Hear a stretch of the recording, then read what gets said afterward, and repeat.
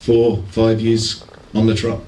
And I mean, not just little tours. The Rock and Trade show that we went on in the 60s lasted from August. I came back from summer season on one weekend.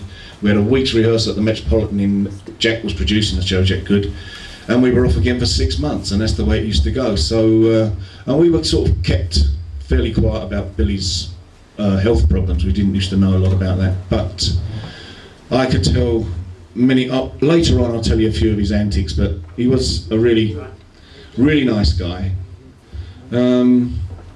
What more can I say? He's Billy, and you have to, it's like the song, to know him is to love him, and that's what you had to do.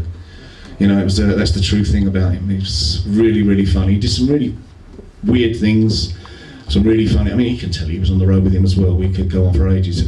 From a musician's side and working as a musician with him, Clem sees a different light than I do from being on the artist side with him, but he put me wise on a lot of things.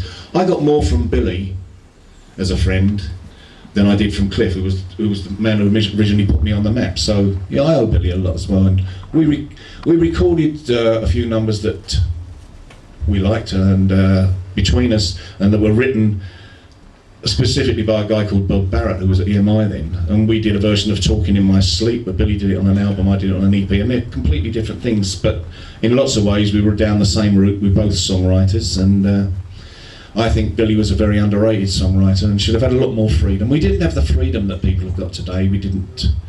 We were restricted, like Clem says, A&R men. I mean, you're talking about the royalties these guys got, and it's phenomenal what goes on today, and we pioneered it all. And it's not sour grapes at all, but there are times when you go and you bite your tongue, but that's the business. But overall, Billy, wonderful person, and I wouldn't say that just for fun, but I mean, I can tell you a lot more stories later on when we go on. Okay, thank you.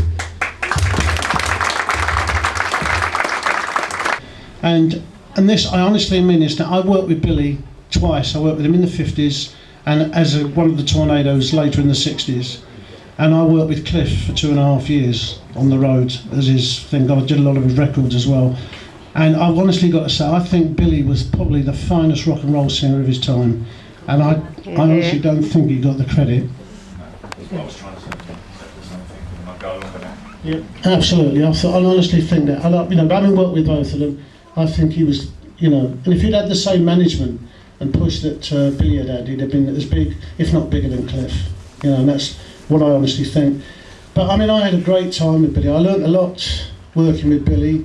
Billy wasn't the greatest singer in the world, but he could put over a song, he could perform, and that's what meant so much. He could perform a song as opposed to singing it, and he was, for my money, he was really tremendous. And I had great times with Billy in the 50s and also again in the 60s on the Tornadoes. We did a tour actually just after Telstar got to #1. I mean, we were the #1 on the we were the only people on the bill that had a #1 record. We only did Telstar because Larry Parnes wouldn't let us do anything else, because he was obviously, I suppose he thought that we'd have outshone Billy only because we had a #1 record. But Billy, it didn't faze him. He went out there and he performed as he normally did, and he was great. It's one of the parts of my career that I treasure very, very carefully. And it's it's a shame that Billy's not with us anymore, but there we go. He's left a great legacy. I was on £20 a week.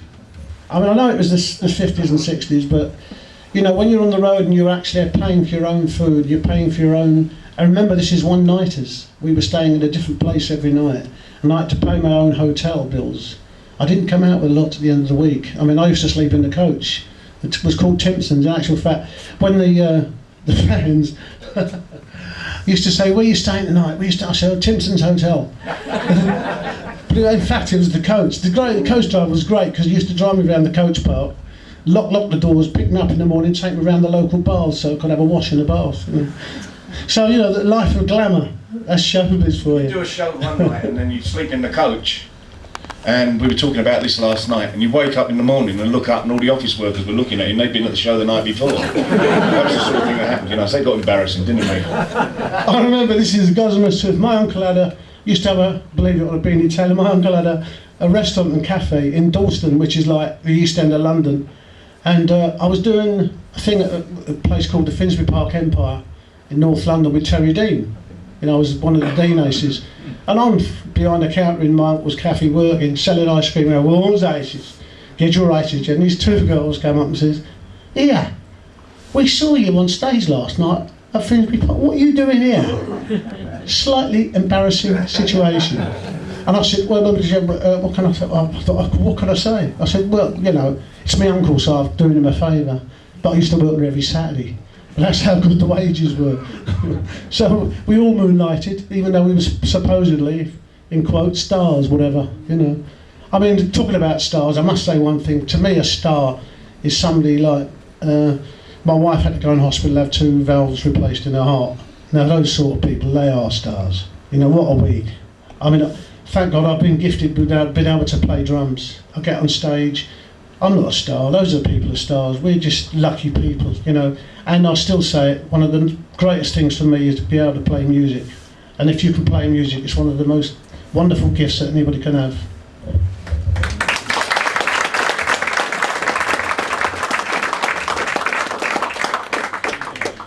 And when I used to go to the Larry Parnes extravaganzas, you'd have about 12 acts on the bill, you'd have about 40 songs, 50 songs during the course of the show, a lot of rock and roll standards and things. Dave, when you were on these type of bills, was there a meeting before the tour actually began where someone said, "I'm doing Little Sweet Little 16, I'm doing rock and roll music, etc"? If you were lucky, yeah. I'd like to say one thing about, we're talking about Larry's shows.